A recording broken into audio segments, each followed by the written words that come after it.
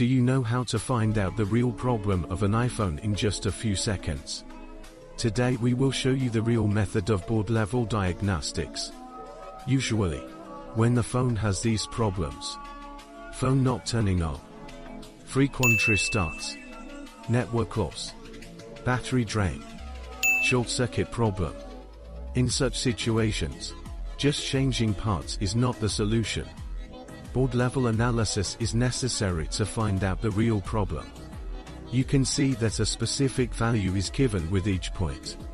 We check these values with a multimeter and compare them with the actual reference value. If the value is within the normal range, the circuit is considered correct.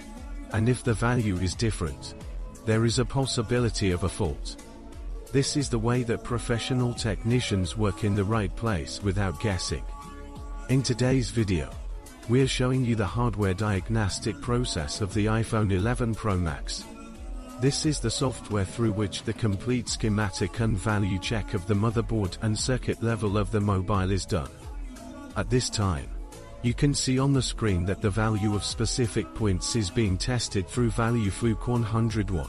This method is not for the common user but for technical experts so that the fault can be traced accurately and safely.